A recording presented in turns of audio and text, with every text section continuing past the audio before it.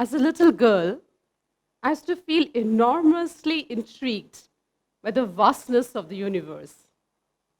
Now, picture this in the mind of a 5-year-old child: an immense canvas of black, dotted with tiny, innumerable twinkling stars, and some gigantic balls called the planets moving in a slow motion around the sun.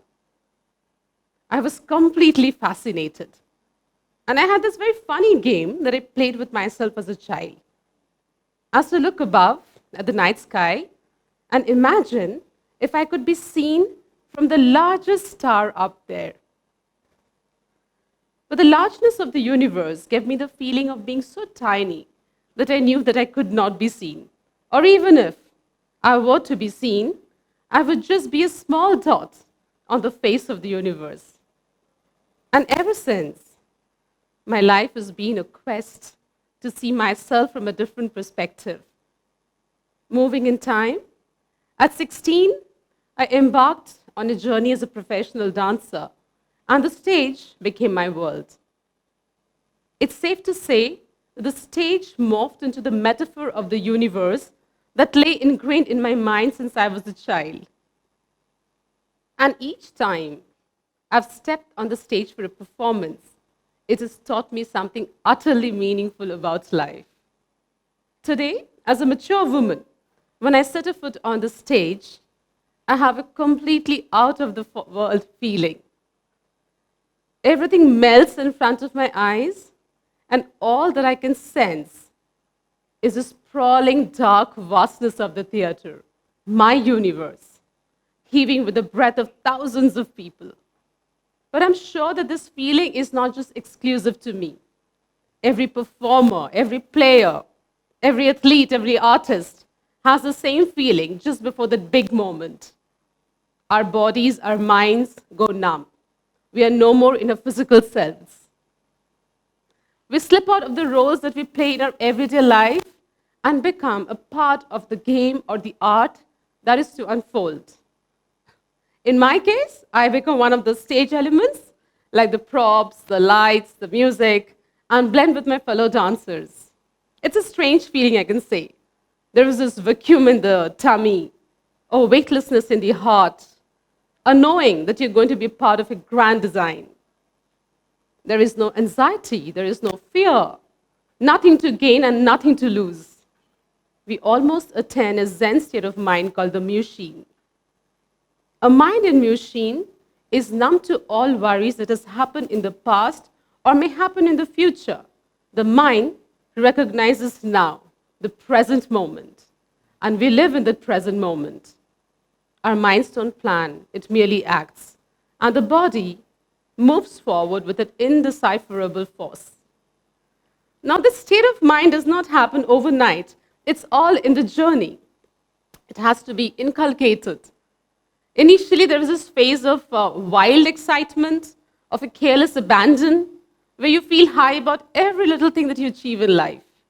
And slowly, there comes this phase of self-awareness when you're connected here, when you know your weaknesses, your strengths, and yet so secured in being you that you're just happy that you are you.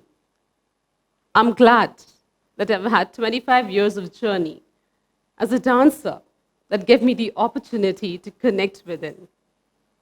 So today, here I stand to give you a little insight of the little different life lessons that dance has taught me.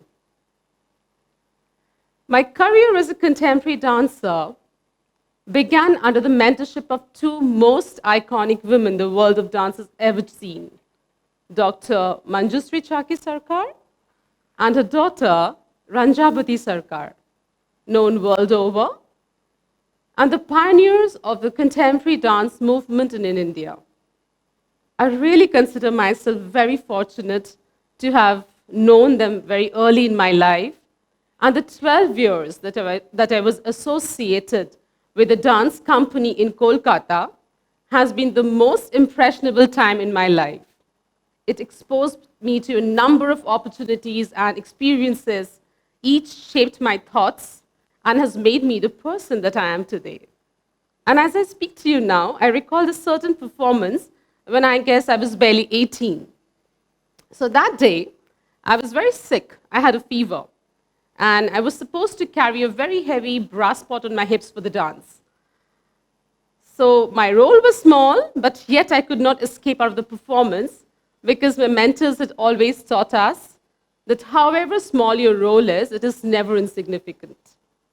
My body burned, my back ached, and yet I wanted to perform. So when the curtains rose, I rose to the occasion, performed, and miraculously realized that the sickness had left my body. Can you tell me what happened to me that particular day? I feel the process of letting your mind take over your body gives you this feeling of being liberated. You feel strong and in control of the situation. I'm glad that that day I did not succumb to a weak body and an even weaker mind. And that day I discovered a thing or two about myself. Yes, I'm strong enough to let go of some physical discomfort or some emotional uneasiness for a larger purpose. And my life is just not about me and how I feel. It's about being together with everyone who is with me at that point of time. And life is like that. Life is like moving forward together in a synchronized rhythm with everyone who is in the path with you, just like those planets above. Now let's come to the subtlety of being an artist. What do you think makes one a true artist? I'll tell you. It's a quality that connects the audience to your art. And for this, an artist has to incredibly connect here. My mentor, Manjusri, would often tell us something very interesting. She would say that your face can fake, but your body can't, so speak with your body. That time we wondered what it was, but now I guess I know what it is. What is speaking with your body? Is a thing that you call body language, and that is exactly what contemporary dance is composed of. We don't have abhinaya, isolated and elaborate facial expressions much in our dance. Our dance ripples through our body, whether it is joy or pain or agony or ecstasy. Everything is communicated with the slightest muscle movement. Now, if I were not to experience these while dancing, will I be able to communicate these to you? No. If I put a plastic smile on my lips and I keep dancing, will you really enjoy the dance in the truest sense? I don't think so. As long as I'm here on the stage, you might like me to see me moving, but the moment you go out of the theater, I would have evaporated out of your minds. To leave a lasting impression, I have to touch your hearts. And to do that, I must first connect here, connect within. And this need necessitated my inner search. And I wanted to know everything about myself. And to my dismay, I realized that at 20, I danced for 4 reasons: applause, appreciation, adulation, and admiration. Things that make attention. Thankfully, at 21, I had the opportunity to attend the International Dance Festival at Copenhagen. And there, my path crossed with a bunch of amazingly talented, I would also call evolved Israeli dancers. And one of them changed the way I thought being an artist meant. So at the festival, after every performance, we would congratulate each other with the choicest words of appreciation, because I thought that was fashionable. So after the Indian Panorama night, I was expecting a similar response. And so this girl comes up to me and she asks me point blank, "Hey, did you enjoy your performance?" And bang, it just went inside my heart. I did not know what to say. I was totally out of words, at a loss of words. But that, I guess, was the moment of epiphany. Her words kept lashing and lashing at my conscious mind until its true meaning seeped into my being. And then I realized that to enjoy my own performance, I have to blur out the line between the audience and me. I have to stop being self-conscious. I have to obliterate my I, I have to drop my ego. And it is then that I connect with my inner self. It does not matter how many eyes are on me when I'm dancing. What matters is if I'm enjoying what I'm doing. What matters is if I have lost myself to the moment, into experiencing with all my senses. What matters is if every nerve in my body is experiencing the joy of dancing. The soul of an artist is in the art and not in chasing attention.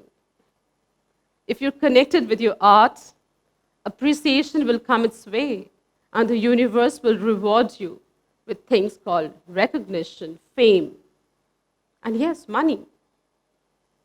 Things that you call success. You don't have to chase it. Art requires us dancers to blend with each other. Very often, we create visual imageries wherein multiple bodies are brought together in a single whole. And for that, we have to literally feel the breath of each other. So much so, there is no space for negativity between us. So the most important thing that a dancer needs to do is to let go of with a thing called narcissism. Narcissism?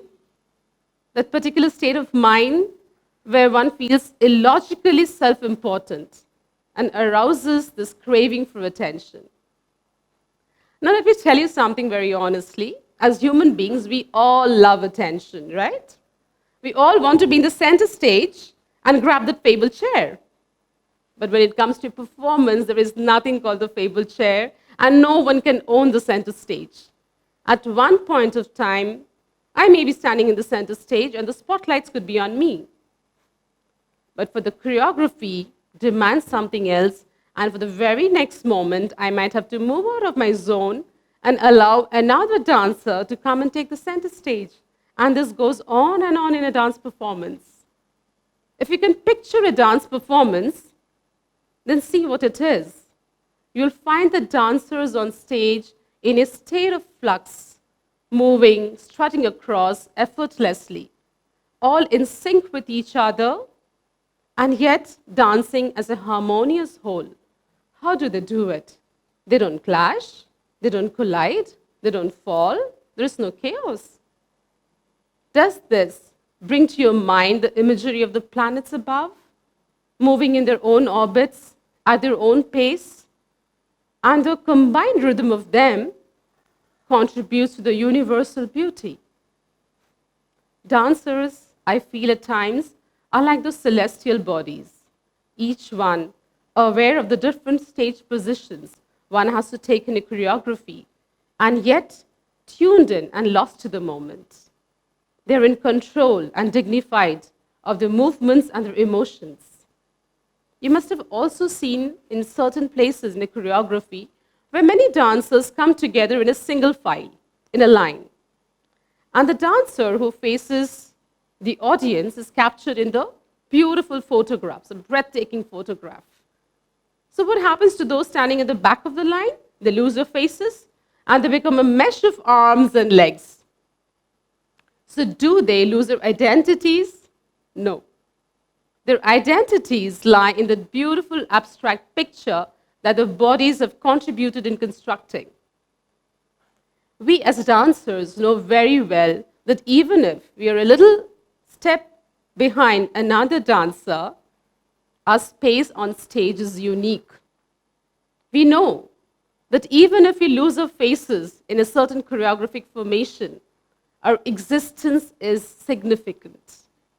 We know that if we diminish ourselves a little bit for the sake of art, we actually focus on the larger picture. And the larger picture is a performance, the beauty of the performance. We want the performance to go flawless. What I feel is the wisdom that we earn in a performance goes much beyond the stage into our regular lives. We all know that the world is a stage, and we are merely actors. What matters is how well are we enacting the role. Actually, we are all like those planets, well ensconced in our orbits, chasing our dreams, moving about our own journey. What matters is how well are we in sync with each other.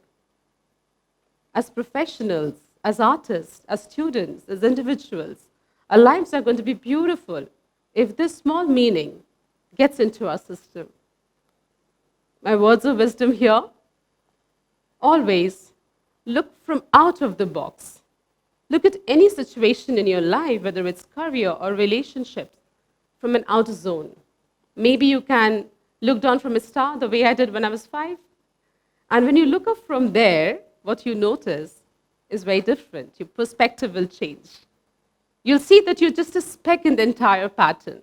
And there are so many, just like you, walking the path. And all your purpose is to do is to make sure that you're in sync with the other.